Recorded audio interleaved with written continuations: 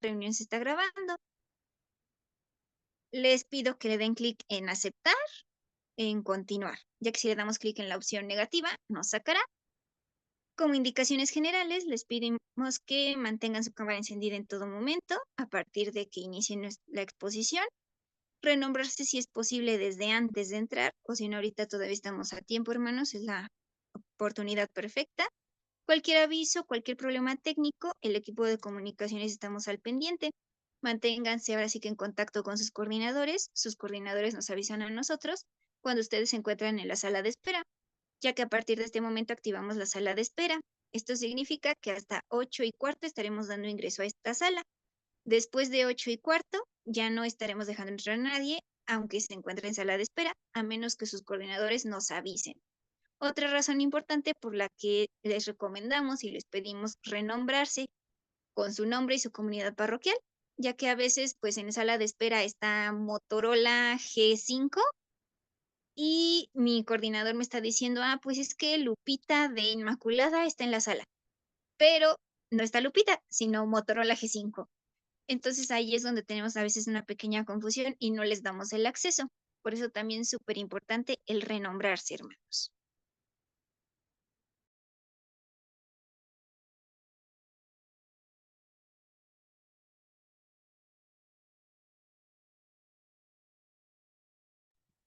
Muchas gracias, Ingrid.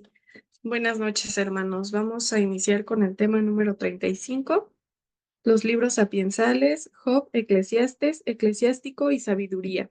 Y este tema lo va a impartir el padre Jonás Jaime Pedraza, de la comunidad de Parroquia Jesús Nazareno.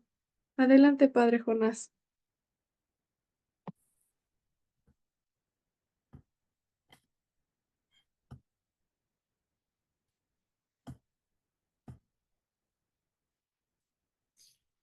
Buenas noches. Buenas noches, ¿se escucha? Ok. Sí, padre. Bien, pues continuando con con este taller, con este curso bíblico, ya en la sesión pasada me parece que han hablado un poco de los sapienciales en general y vamos a centrarnos en algunos libros. Realmente el más extenso del que nombró Monse es el libro de Job y justamente con él vamos a comenzar. Por lo demás es un texto bastante interesante y no solamente interesante, sino en algunos aspectos con algunas paradojas, pero tiene toda una unidad. Sus 42 capítulos forman una unidad y como seguramente los otros hermanos han dicho, hay que retener que el Antiguo Testamento fue escrito pues en hebreo, pero también hay partes arameas que a las traducciones griegas y a las traducciones latinas y a las traducciones al castellano y a otras lenguas no alcanzan a ser tan precisas. Y por eso algunos pasajes en la Biblia, y concretamente de este libro de Job, que es el que vamos a comentar, resultan muy oscuros. Sin embargo, hay que tener en cuenta la globalidad del libro y la globalidad de toda la Sagrada Escritura como un criterio para interpretar adecuadamente los libros sagrados. Pues bien, comenzamos pues con el libro de Job hasta ver hasta dónde nos da un poquito el tiempo. Después continuaremos con el Eclesiastés y el libro de la sabiduría. Ojalá nos dé el tiempo. Respecto al libro de Job, es un libro genial. Así una palabra podríamos resumir esto. Es un libro genial eh, por varias razones. Primero, por la forma en que está escrito eh, en prosa y en verso. No crean que es un libro así como una narrativa o que es un libro así como histórico. es prosa y es verso. Y enfrentarnos a un texto así lo hace complicado, pero también lo hace sumamente interesante, complejo en algunos aspectos. En general, los personajes que aparecen allí no son muchos. El central es un hombre de nombre Job, que sufre reveses inimaginables en tres aspectos centrales: los bienes, la familia y la salud.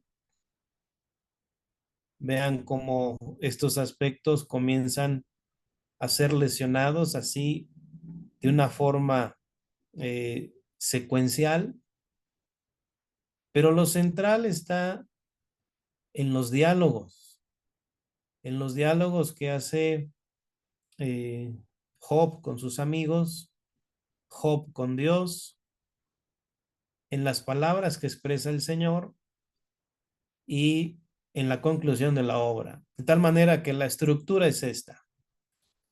Tiene un prólogo, discursos o palabras de los protagonistas, primer lamento de Job, un elogio a la sabiduría, segunda lamentación de Job, intervención de Eliú dentro de la lamentación de Job, discursos del Señor y, y un epílogo en prosa. Esa es la estructura así en general. ¿Cuáles son los temas centrales? Digo, la estructura es así a grosso modo. ¿Cuáles son los temas centrales del libro de Job? Primero, las cuestiones sobre la sabiduría o la confrontación entre la sabiduría humana y la sabiduría de Dios. Por ello está dentro de los libros sapienciales. El segundo tema es sobre la justicia de Dios. Ya algunos autores han comentado bastante este libro, resaltan los padres de la iglesia, San Gregorio Magno, Santo Tomás de Aquino, pero es un tema central así en el libro de Job.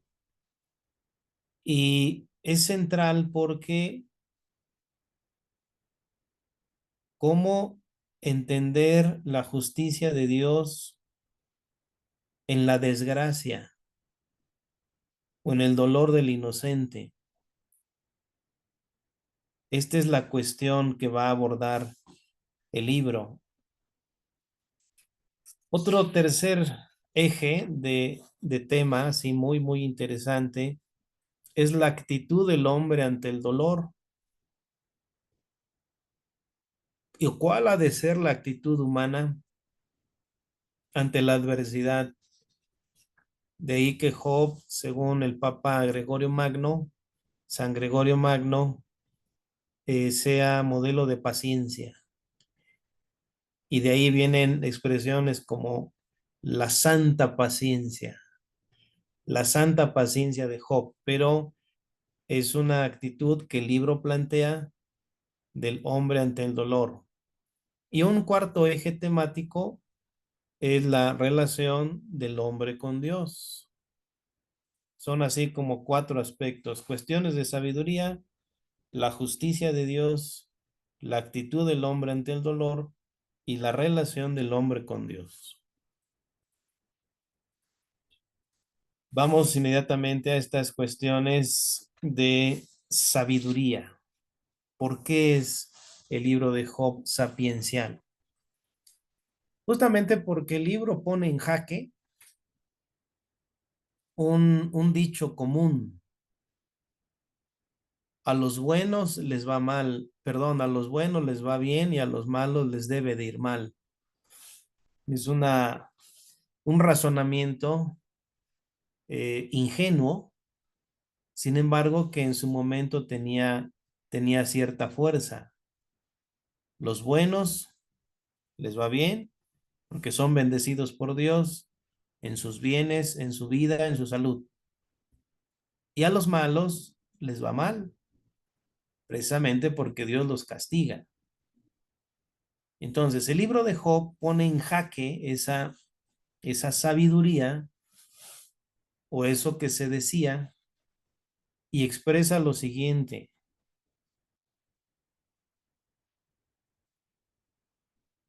ni el dolor es señal indiscutible de pecado, ni el bienestar es signo de rectitud de vida. Por lo tanto, en cuestión de sabiduría, el libro de Job hace un planteamiento que rompe el esquema común, el esquema, digamos, tradicional de pensamiento, e introduce este planteamiento que no se había hecho de una forma tan contundente como él lo hizo el autor del libro de Job. Repito, ni el dolor es señal indiscutible de pecado, es decir, que la persona está pagando algo, un pecado, y por eso está sufriendo. No es eso indiscutiblemente y en toda la regla y en toda la vida así. Ni el bienestar es signo de que llevemos una vida recta. Y siendo realistas, por eso esta sabiduría, siendo realistas, esto cuadra muy bien con muchos aspectos de nuestra vida actual. Muchos de los que son ricos y los que tienen en este momento salud y los que parece que todo va sobre rieles, no quiere decir que lleven una vida recta. Y muchas personas que hoy sufren, que tienen enfermedades y que tienen situaciones muy adversas, no significa que estén pagando un mal que hicieron. Por ello es muy importante el planteamiento. Esto respecto a estas cuestiones de sabiduría o de saber. Es cierto que el sufrimiento viene en muchos casos aparejado por consecuencias de nuestros pecados, de las culpas. Es cierto, pero no todo sufrimiento es consecuencia de culpa. Nuevamente, esto va a ser como parte del diálogo que establece Job con algunos personajes que aparecen allí. Esos personajes revelan o representan una forma de pensar, digamos así, en el tiempo de Job.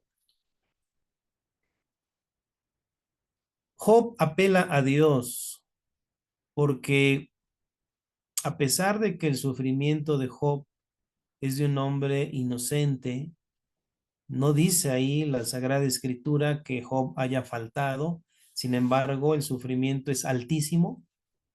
Las cosas que padece son así catastróficas. El libro nos va a ir llevando poco a poco a que la respuesta a ese sufrimiento no puede venir del hombre. Es decir, el hombre, sea culpable o no, pero con mayor razón cuando es inocente, no puede entender, no viene de él la respuesta satisfactoria a lo que está viviendo. Por lo tanto, ha de apelar continuamente a Dios. Y la apelación a Dios es lo que genera la paciencia en Job. Vamos, la paciencia no es un aguante, ni tampoco como le llaman algunos, no esa resiliencia. La paciencia viene porque es un don de Dios, en cuanto que desde el sufrimiento tú apelas a Dios. Es decir, le pides a Él la respuesta a lo que vives, en este sentido que rebasa tu comprensión. Siempre estar apelando a Dios. Esto ya es parte de la enseñanza. Porque el libro, así en los discursos de los protagonistas, de Job y sus amigos, incluso de la esposa de Job, las palabras que ellos dicen no se alcanza a explicar el sentido del dolor, pero el libro abre así un horizonte para encuadrarlo en algo mucho más amplio. Estoy aquí utilizando dolor y sufrimiento como sinónimos, aun cuando no lo son. Sin embargo, el sufrimiento es algo más del alma, es algo más interno. Puede haber gente sufriente que no le duela ningún hueso, que no le duela el cuerpo. Hay sufrimientos de ese tipo de nivel, de ese tipo de agudez. Y hay sufrimientos que implican alma-cuerpo.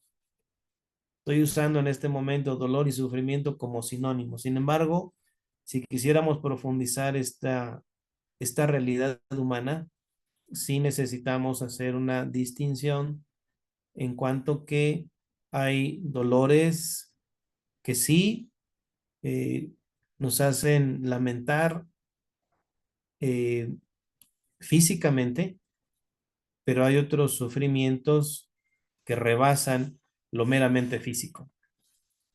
Bueno, desde el punto de vista antropológico, ¿cuál es la actitud del hombre que debe adoptar ante su propio sufrimiento? ¿Qué nos enseña el libro de Job? Que ninguna criatura, es más, que ninguna experiencia dolorosa de la criatura le es ajena a Dios. Y esto tiene algo, no algo, tiene muchísimo consuelo. Por lo tanto, el libro de Job puede también llamarse como un libro de consolación. En algunos pasajes del profeta Isaías, sobre todo del tercer Isaías, se habla así del libro de la consolación. ¿Por qué? Porque justamente va a restaurar o anuncia la restauración. Y si el Señor restaura, es porque está dentro. El modo de obrar de Dios no es que mande a la enfermedad, al dolor y lo supere. El modo de obrar de Dios es entrar en el misterio humano, en esas experiencias tan oscuras, tan dolorosas, y desde adentro restaurar. Aquí ya lo anuncia Job, pero esto lo estoy diciendo haciendo una lectura del Nuevo Testamento hacia allá, justamente por la experiencia de Cristo Jesús. Dios ha querido, y esta es una constante, esto para entender el consuelo. El consuelo no es simplemente expresar una lástima por alguien. Dios ha querido entrar en el misterio del hombre y ha querido entrar en el misterio del dolor e incluso del abismo. Es uno de los aspectos del credo cuando decimos Jesús descendió a los infiernos, a esos abismos indescriptibles de sufrimiento, de dolor, de pena. Cristo ha descendido hacia el misterio humano en el nivel que nadie puede alcanzar. Bueno, en Job se anuncia eso. No está todavía del todo claro y hay muchas preguntas todavía abiertas. El libro de Job deja algunas preguntas, algunas cuestiones abiertas, porque todavía no está la plenitud de la revelación. Bien, desde el punto de vista entonces antropológico, eh, supone un gran avance saber que un inocente también puede sufrir. Y todo el mundo preguntaría, ¿pero por qué? ¿Por qué Dios lo permite? Podemos ahondar en tantísimos ejemplos. Ya el libro de Job anuncia que Dios permite el sufrimiento por un bien muchísimo mayor. En la persona que sufre y en todas las gracias que ese sufrimiento atrae para el mundo. Y esto no lo dice del todo el libro, queda abierto, pero lo vamos a responder desde la inocencia de Cristo Jesús. Pero va para allá el libro. O sea, estamos en un momento de la revelación, eh, siglo cuarto, siglo quinto aprox, pero va para allá. Plantea pues que el sufrimiento del inocente tiene una gracia en el misterio de Dios, una gracia muchísimo, muy grande, incomprensible, pero una gracia que Dios otorga. Seguimos el punto de vista antropológico.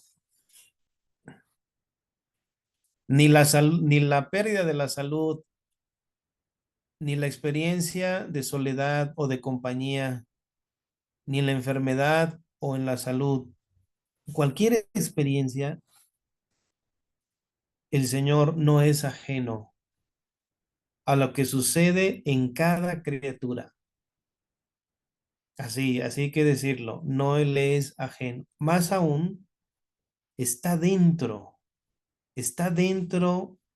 del dolor humano, del sufrimiento humano, y misteriosamente el Señor desde ahí anuncia el consuelo y la salvación.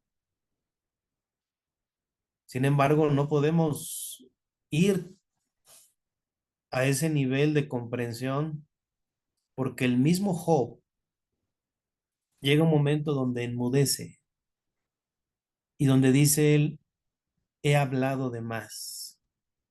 He hablado de más queriendo entender lo que no puedo comprender y por ello la constante apelación a Dios.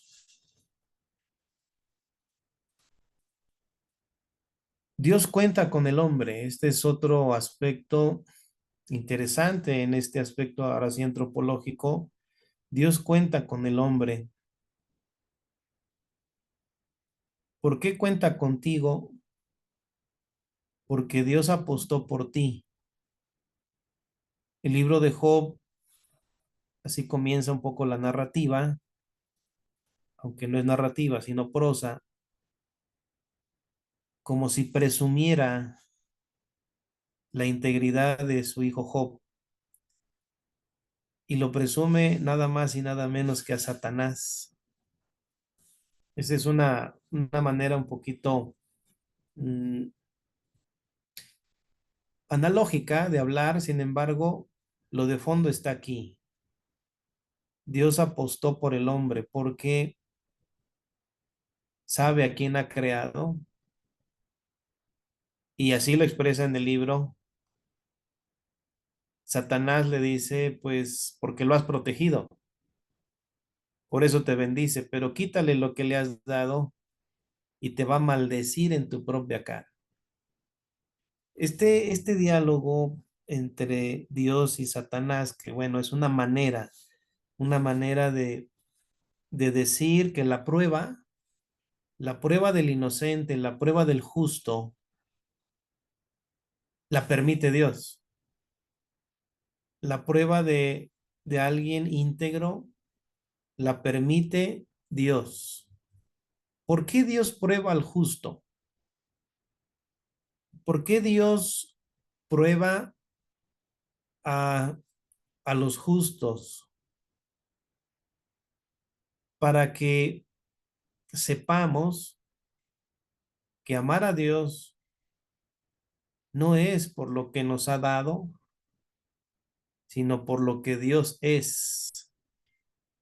Es decir, Dios prueba al justo para promover en el justo y defenderlo de una tentación. Si tú amas a Dios por lo que te ha dado,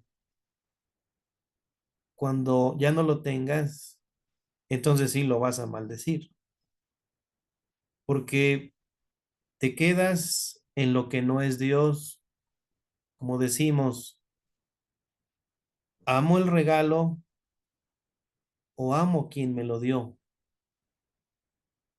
Si yo valoro más a mi padre porque me dio una herencia, pero al ratito me la quitó y por eso lo dejo de amar, entonces lo amé por las cosas. Pero estoy haciendo este ejemplo porque en el fondo el libro de Job lo que pretende es que aprendamos a amar a Dios. Dice así el texto de balde, es decir, gratuitamente. Aprender a amar a Dios así. Y eso es muy, muy de santos. Eso es una promoción de un crecimiento en la relación con Dios superior al común, ¿eh? Superior. Porque amar a Dios en el fondo del libro es amarlo en la adversidad, amarlo así en el revés de la vida, amarlo en el despojo, amarlo en la persecución, amarlo en la adversidad. Es un altísimo grado de amor, mayor que amarlo cuando todo va bien. O sea, el libro introduce esta posibilidad. Sin embargo, no se asusten porque no a todos Dios nos da esta experiencia. Si te la da es porque va a ser una promoción de santidad mucho, muy especial. Todos estamos llamados a la santidad y todos hemos de aprender este modo de amarlo. Sin embargo, Él sabe a quién elige. Él sabe a quién elige para esta experiencia y por eso es misterio de Dios, el único que puede, en donde podemos encontrar un sentido, aunque no del todo la comprensión de la adversidad en el ser humano. Job en toda la trama, en toda la trama del libro, invoca a Dios una y otra vez y lo invoca como el árbitro de la situación que está viviendo. En alguno de los capítulos dice así, Dios le habló desde la tormenta. Entre seres humanos podemos intercambiar ideas del por qué sucede esto o aquello, pero nunca resolverlo. Quiere decir que ante el sufrimiento de un hermano o el propio, eh, no hay que hablar tanto, ni tratar así como de querer resolver o resolver las cosas. Es más bien orar y apelar a Dios y acompañar en muchos temas, porque a veces tenemos esa tentación de siempre decir algo. Ah, es que seguramente fue por esto y así como si fuéramos sabiondos.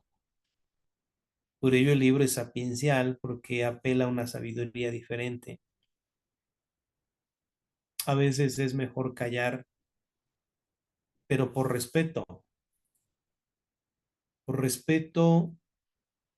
es decir, se respeta a la persona en todo momento, pero sobre todo cuando está sufriendo.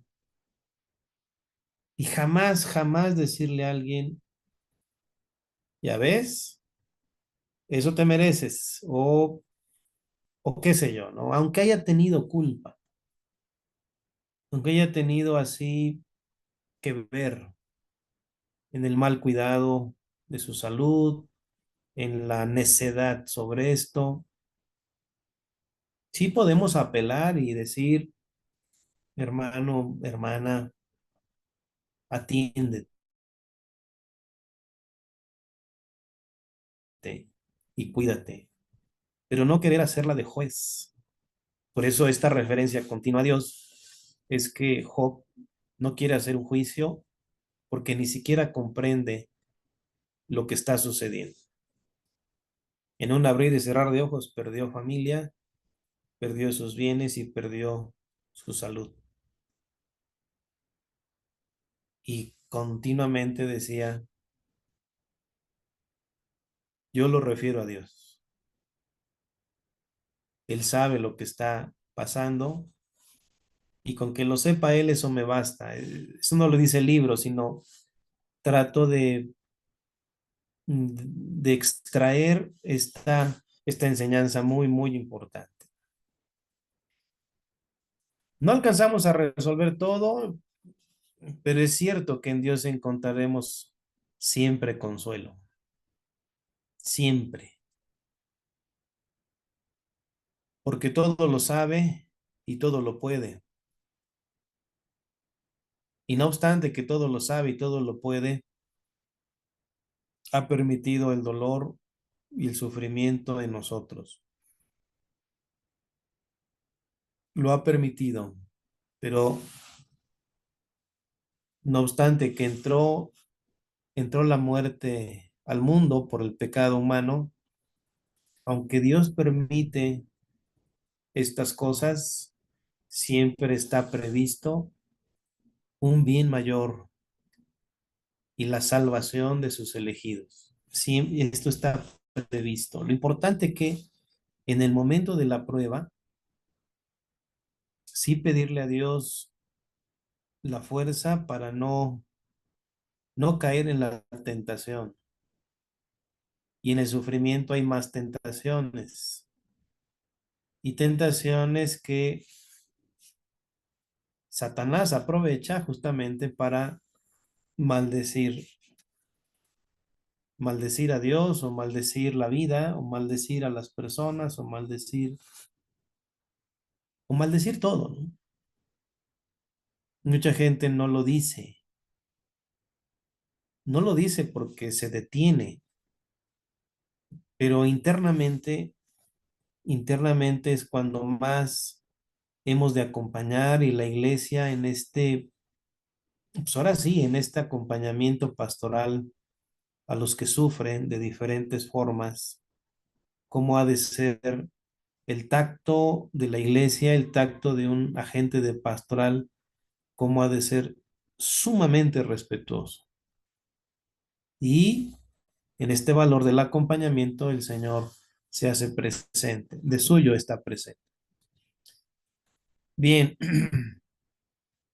termina pues el libro con una recompensa que también es inimaginable, así inimaginable, ¿no?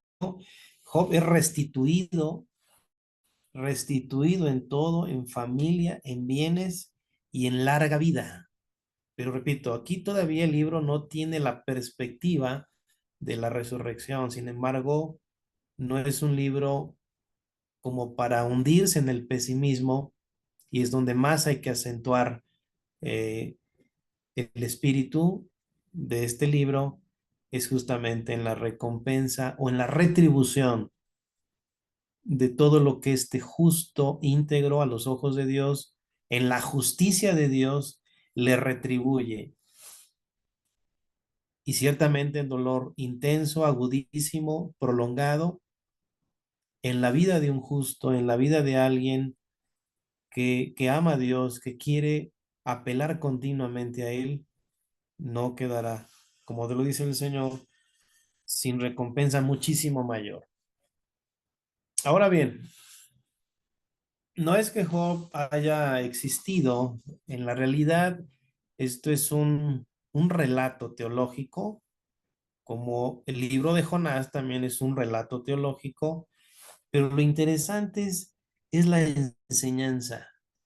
enseñanza y que todos los elementos sapienciales tienen que ver con la realidad, ¿de acuerdo? Entonces, es un libro muy edificante, un libro que tiene bastantes cosas para meditar, extraer y vivir en este sentido de aprender la paciencia y el valor redentor del sufrimiento.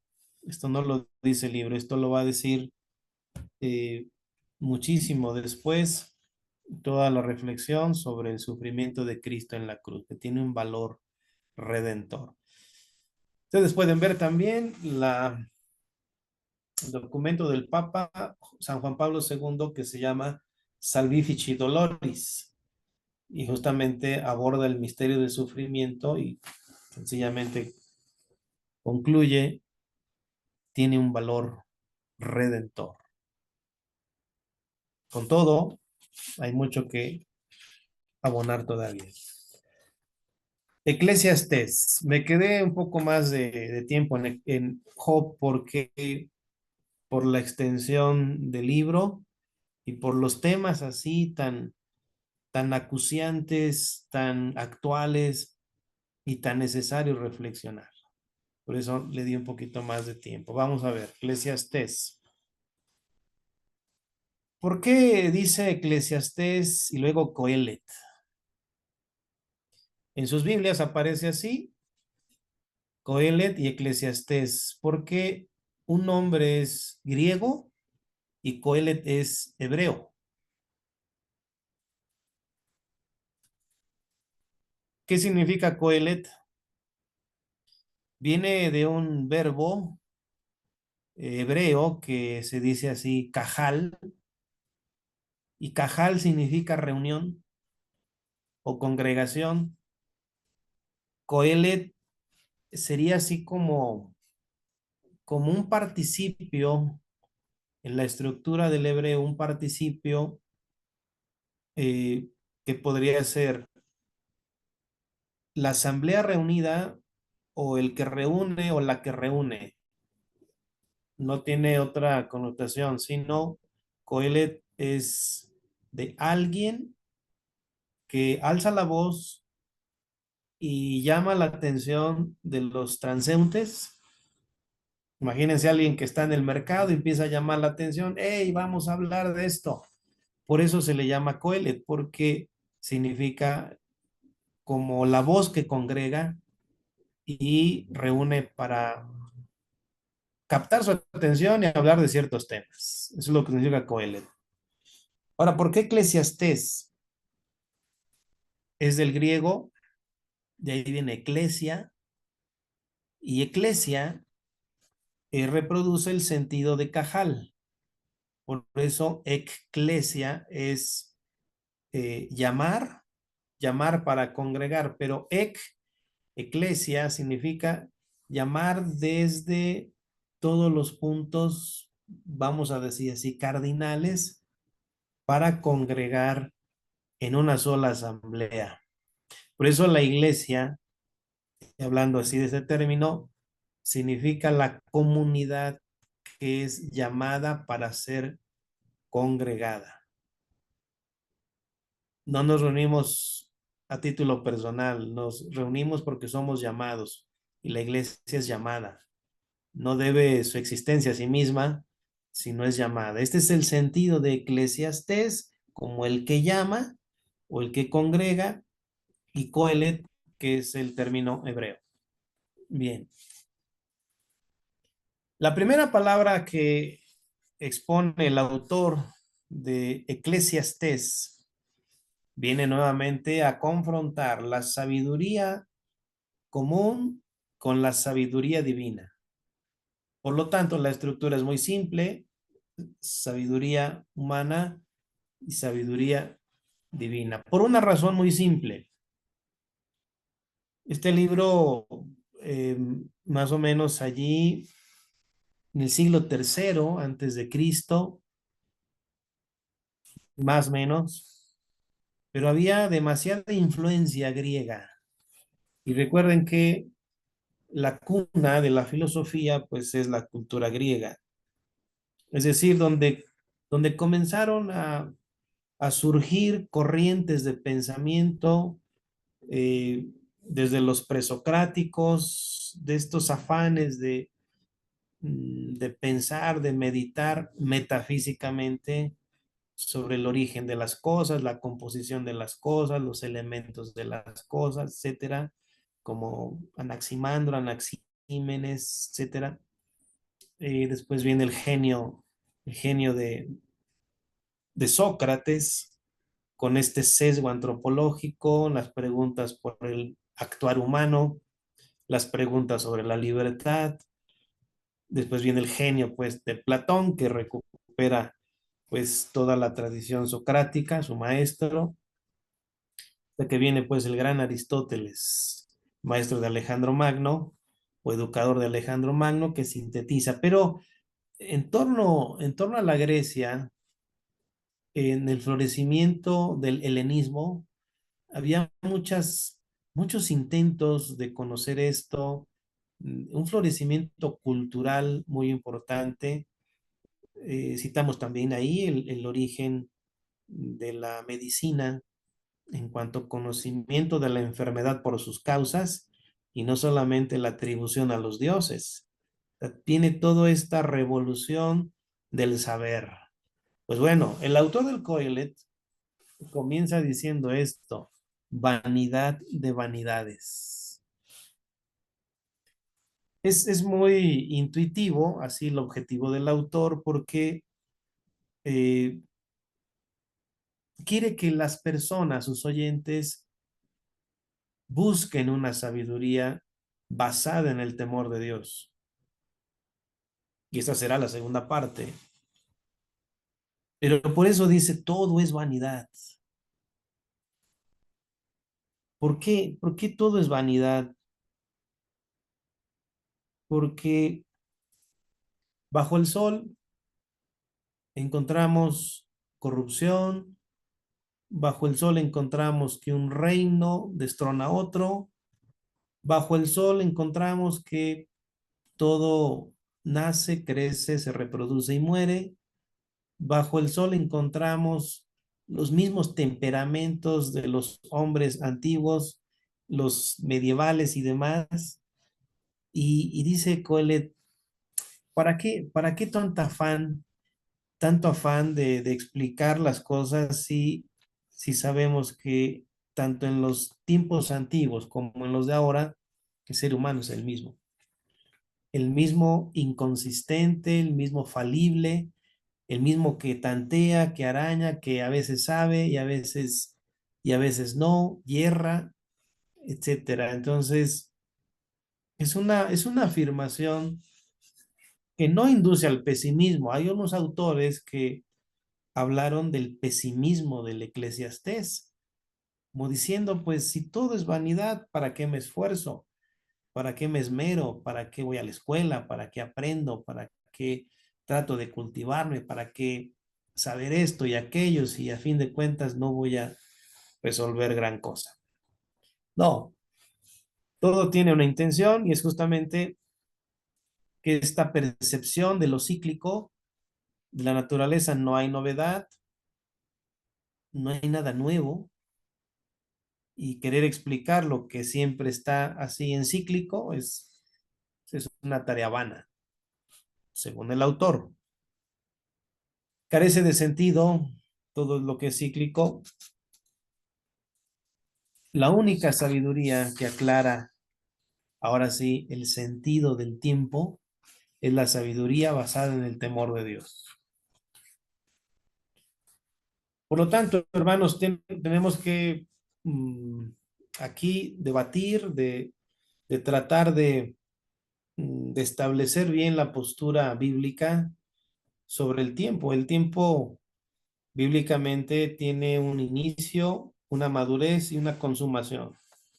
Esta es la visión bíblica del tiempo y que el autor invita a considerar allí, y que todo lo que hagas, todo lo que emprendas aquí, en este espacio, en este palmo de vida y de tiempo, Dios lo ve. Esto es otro elemento que el autor trata de introducir, porque si Dios mira las acciones, Él se convierte en el criterio de la bondad o maldad de nuestras acciones. Eso va a la segunda parte. La sabiduría que proviene del temor de Dios, en el fondo, no desprecia los saberes humanos. Digo que podríamos interpretarlo así, que la ciencia avance, que las disciplinas avancen, profundicen. No es una oposición a eso, sino es una clara invitación a buscar esta sabiduría en el temor de Dios. Cosa maravillosa que hacen los magos de Oriente, que es gente sabia por una razón. Sus conocimientos los llevaron a Dios. Así podemos sintetizar la actitud de los magos de Oriente. Sus conocimientos los llevaron a Dios. Esto no lo dice Coelet, más bien hace la invitación a buscar la sabiduría divina o basada en el temor de Dios. Se trata de vivir sensatamente ante el Creador. Y aquí se delinea en el Tratado Teológico de la antropología teológica tiene una premisa.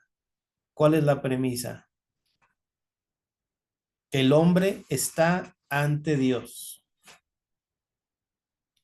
Podemos abordar al hombre desde muchos puntos de vista, aspectos, pero la teológica es declarar que el hombre está ante Dios.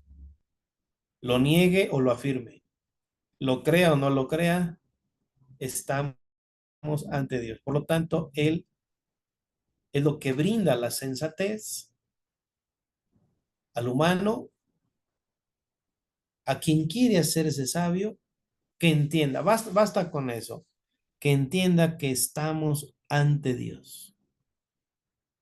Y de ahí proviene entonces la sensatez. Todavía no está la idea de la resurrección, tampoco en este libro del Eclesiastés, pero invita a no dejarse embaucar por las corrientes de moda del momento, sino a ser críticos. Y uno de los aspectos en los comentarios que hace Santo Tomás de Aquino sobre este libro es justamente señalar la inconsistencia de todo lo creado. ¿Qué significa inconsistencia? ¿A qué le llamamos inconsistencia? A que todo lo creado no tiene razón de ser en sí mismo. Yo soy inconsistente porque no tengo razón de ser en mí mismo, sino en Dios, y así todo lo creado. Bien, por la inconsistencia de lo creado, que no tiene razón de ser en sí mismo, sino en Dios, yo puedo llegar a razonar la existencia del creador. Y ese razonar es la sensatez que también el libro quiere dar a conocer. Por eso está ubicado dentro de los sapienciales. Decía yo, no tenemos todavía a estas alturas la idea de la resurrección. Hay una gran incertidumbre sobre la vida después de la muerte. Y esto me hace pensar que el autor del Eclesiastés es como un existencialista, pero abierto a Dios.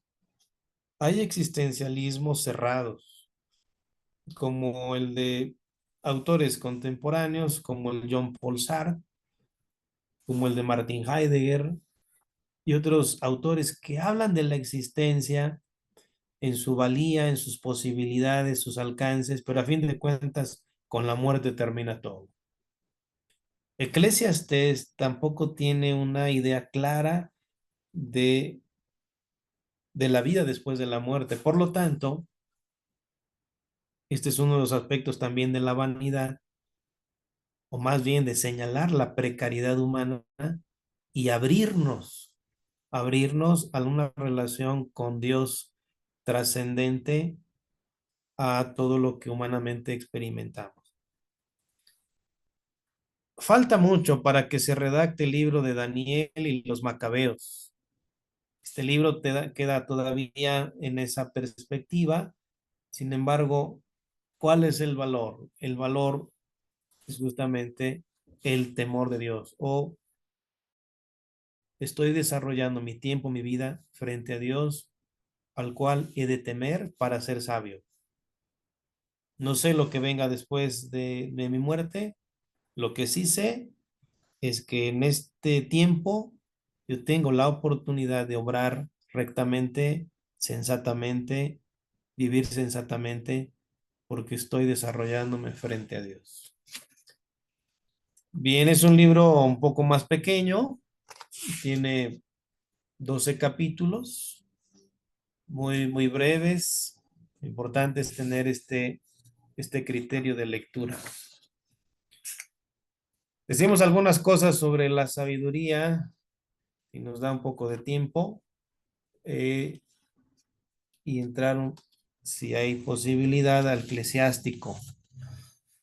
Bien, el libro de la sabiduría es también dentro de este ambiente griego y plantea aspectos similares a los del Eclesiastés, pero ¿cuál es su enseñanza? En primer lugar, valora el aporte de la razón humana. Presenta pues en su conjunto para que esta razón humana opere sin contradicción. Es decir, el autor del libro de la sabiduría postula que la razón, iluminada por Dios con este don, podría nunca desviarse hacia la idolatría u otro aspecto así de, de la falta de fe o del ateísmo. A ver, lo voy a decir de otra forma. El libro de la sabiduría concibe este don de Dios para las personas racionales. Porque una persona que razona adecuadamente llega a Dios. Llega a Dios y es ese Dios que le capacita aún más para abordar aspectos que su razón no alcanzaría. El don de la sabiduría supone el ejercicio racional. Eso es lo que quiero decir. Dios comunica la sabiduría al hombre que encuentra en buenas disposiciones. De ahí que una de las ofensas más grandes en la Biblia, o una actitud más que una ofensa, sea la necedad, la terquedad.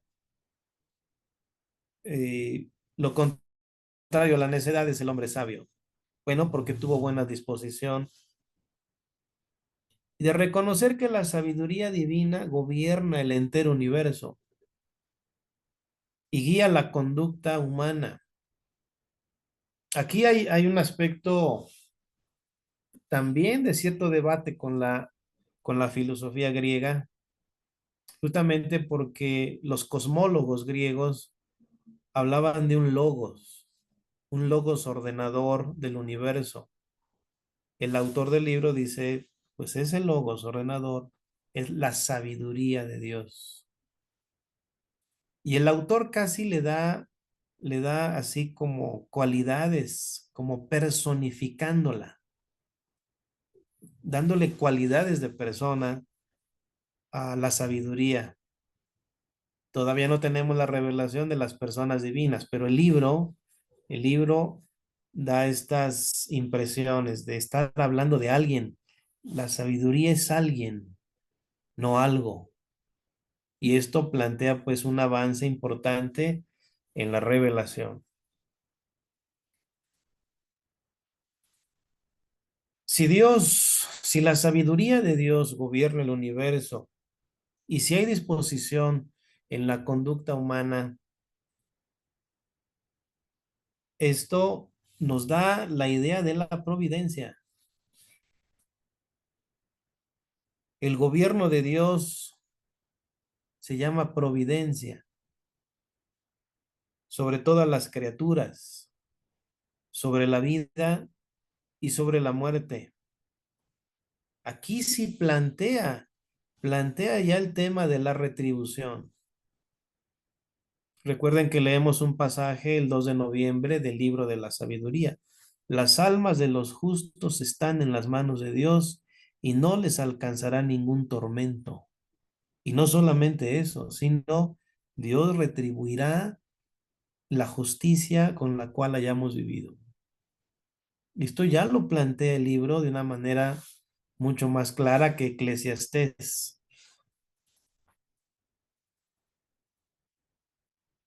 Conviene también entresacar algunos aspectos como este, esta invitación a suplicarla, haciendo eco de lo que hizo Salomón. Señor, dame sabiduría. Pero en el fondo, ¿cuál es la disposición más importante que Dios mira con agrado? Es tu capacidad de escucha. Es decir, los que escuchan a Dios son sabios. Los que tienen así el oído y el corazón pendientes de cada palabra que sale de la boca de Dios. Lo dijo Jesús también cuando rechazó al demonio. Desde el Hijo está pendiente de cada palabra que sale de su Padre. Algo así, aquí en el libro, el hombre, el hombre que está pendiente de toda palabra de Dios es la disposición de la escucha. ¿Cómo sabemos, cómo sabemos si somos seres escuchantes y por lo tanto detonar el cultivo del don de la sabiduría? Porque amo el silencio. Y amar el silencio es abrir el espacio a ser llenado por la palabra. Es decir, la palabra de Dios, que de suyo es sabiduría, germina en el corazón humano, sí, solo sí, ese corazón ama el silencio. Es como un aspecto muy espiritual, una actitud muy prudente del hombre, según el libro, del hombre que aspira a la sabiduría. Hay un himno precioso, precioso aquí, donde el autor suplica el don, Dios de los padres y Señor de la misericordia, que en tu palabra hiciste todas las cosas y en tu sabiduría formaste al hombre para que gobernase el mundo con rectitud y justicia. Dice así, dame la sabiduría asistente de tu trono, para que venga yo a saber lo que te es grato, etcétera.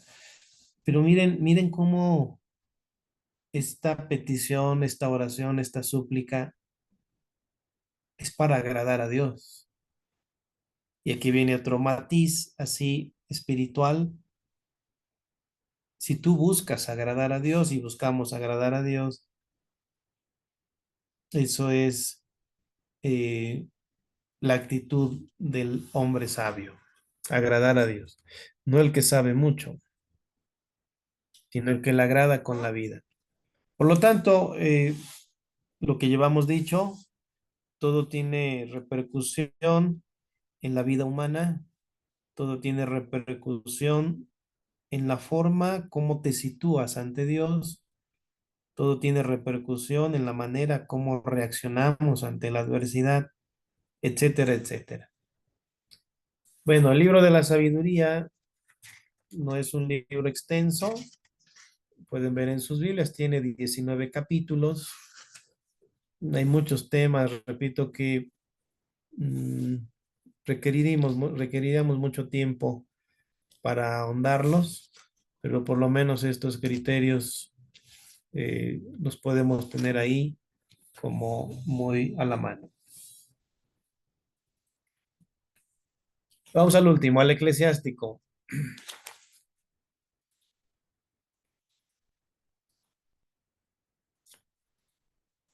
Obra también escrita en hebreo, que después, como pasó con todos los textos del Antiguo Testamento, fueron traducidas al griego, eh, justamente allá en Alejandría.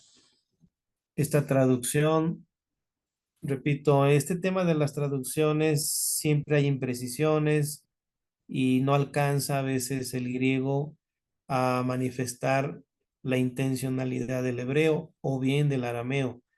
Sin embargo, gracias a las Biblias que tenemos, a los trabajos de muchos biblistas, exégetas, que ya hicieron esa labor y por ello los comentarios abajo de la Biblia, abajo del pasaje, nos dan una pista para no errar, sobre todo en una interpretación así muy sesgada, ¿no? ¿Qué decir del eclesiástico? Por qué Sirácida? ¿Sirácida o Sirácide? Justamente porque se le atribuye a un manuscrito de la sabiduría de Jesús, hijo de Sirac, o en forma breve, sabiduría de Sirac. Alude pues a un personaje y por ello se le atribuye pues esta sapiencia, estas enseñanzas. Tiene 5 partes, precedidas del prólogo y de un epílogo también. ¿Cuáles son las partes más importantes del eclesiástico? Primero, Dios tiene la plenitud de la sabiduría. Segundo, Dios infundió la sabiduría en sus obras. Segundo eje. Tercero, Dios concede la sabiduría a quien guarda los mandamientos. Aquí viene una relación pues con la Torá, con los 10 mandamientos, haciendo alusión también a aquel pasaje del Deuteronomio, donde dice, a cuál de los pueblos el Señor le ha dado a conocer su ley? Y todo aquel que aprende su ley hace un pueblo sabio y respetable, haciendo pues un elogio al pueblo elegido, que tiene que ver con la sabiduría. Cuarto, repite la misma intención de los otros libros. La plenitud de la sabiduría está en temer al Señor. Y quinto, esto es hermoso en el eclesiástico porque es hacer una recapitulación así de las experiencias pasadas y aprender la lección. Por lo tanto, tiene elementos históricos eh, que me hacen pensar en aquel adagio latino que una persona que, que no repasa la historia comete los peores errores.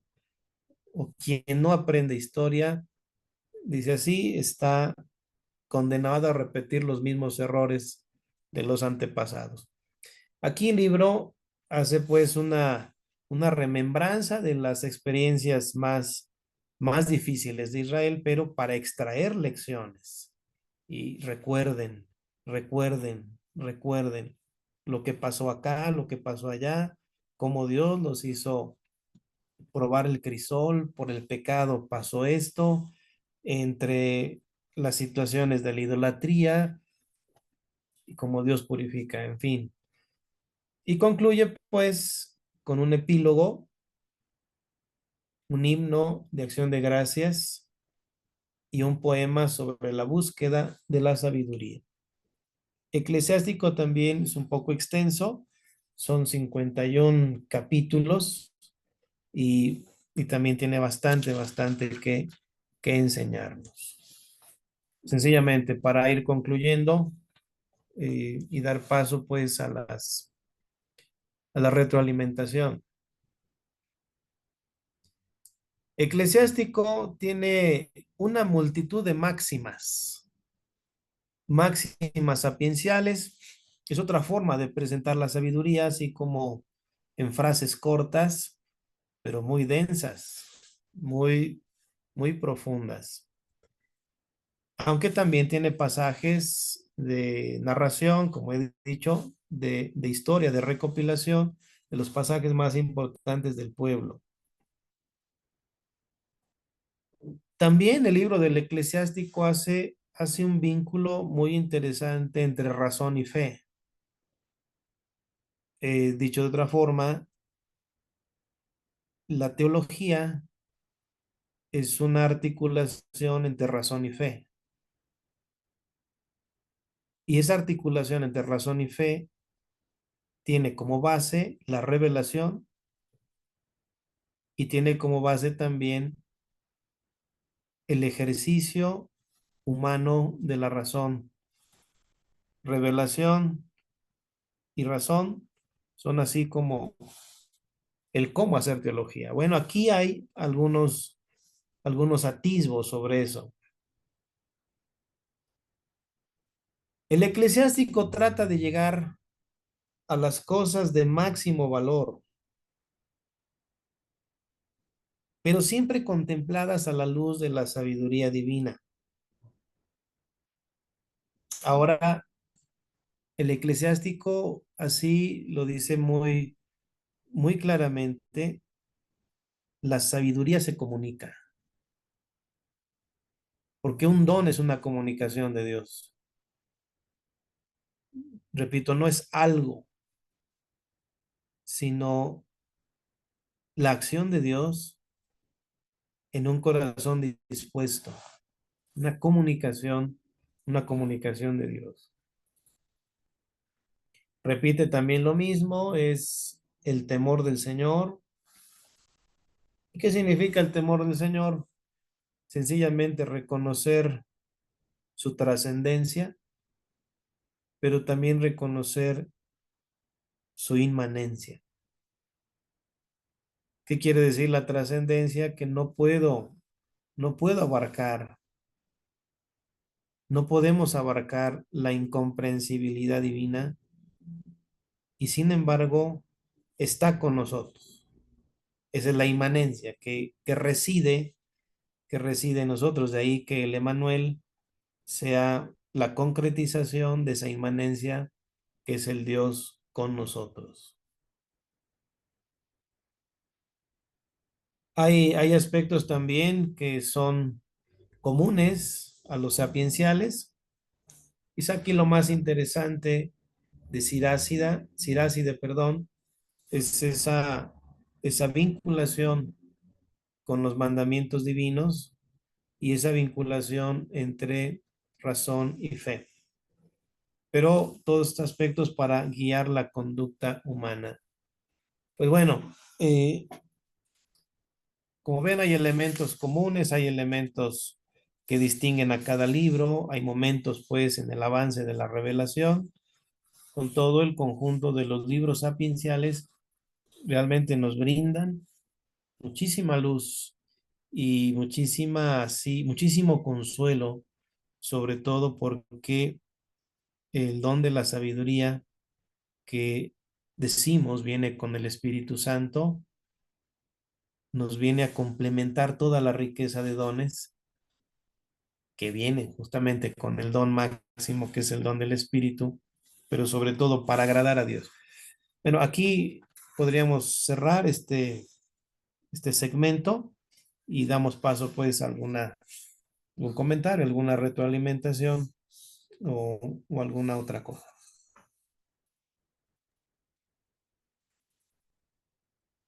Muchas gracias, padre. Bueno, hermanos, estamos ahorita en la sesión de preguntas y respuestas. No sé si alguien quiera participar levantando su mano para hacer alguna pregunta o algún comentario.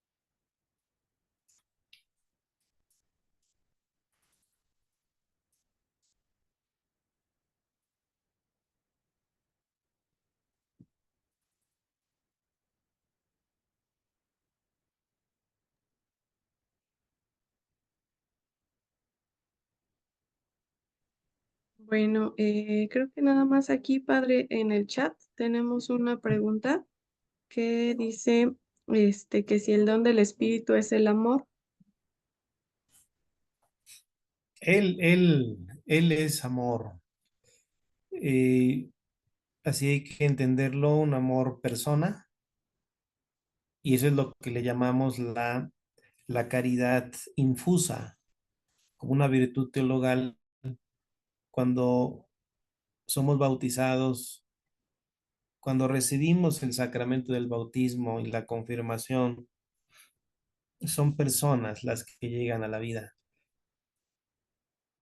no por separado, más bien donde están los otros dos. Pero hablando del Espíritu Santo, es, es el amor, es el amor en persona y un amor uniente, porque el Espíritu Santo es el que une al Padre y al Hijo. Llega el Espíritu Santo a nuestra vida y obviamente llega la unión de Dios Trino con nosotros. Por lo tanto, entendamos a Dios como amor, persona, persona, unión, persona trinitaria, trinitariamente hablando. Ese es el don de sus personas, pero obviamente en la venida del Espíritu Santo. No el amor y el Espíritu, sino el Espíritu Santo es el amor. Y otra pregunta que sí, por favor, puede explicar nuevamente qué es inmanencia. Ah, la inmanencia es la presencia de Dios en la vida humana, en. Inmanencia es en, dentro de, no externo a, sino en. Y no obstante que es inmanente, también es trascendente, porque Dios no puede ser reducido a criatura, pero está en la criatura. Esto es lo maravilloso del misterio. Está en y también trasciende nuestro ser creado, ¿no? Porque no podemos confundir la creación con Dios, pero la inmanencia es en, en ti, en mí, en nosotros, en. Esa es la inmanencia. Y preguntan que igual que es resiliencia. Resiliencia es un término reciente, que es la capacidad de vivir serenamente el dolor. Eh, Cuando decimos tengo una resiliencia muy evidente porque no me desespero, porque soy ecuánime, porque mantengo la calma, a pesar de que ya sucedió esto, ya sucedió el otro y no soy como muy despotricado y no me desespero, no me hundo.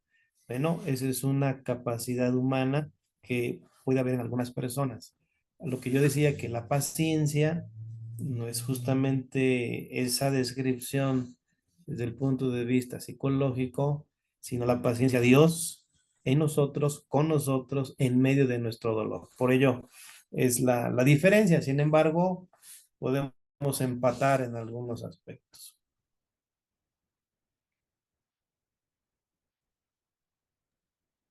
Creo que ya no tenemos preguntas, padre. No sé si quiera que nos Sí. esperemos un poco más o continuamos a la parte de la bendición.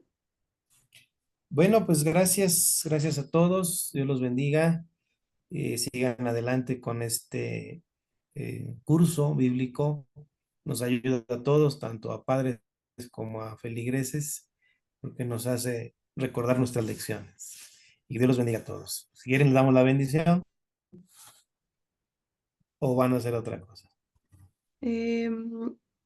Ingrid, ¿tenemos algún aviso o continuamos ya con la bendición para terminar el tema?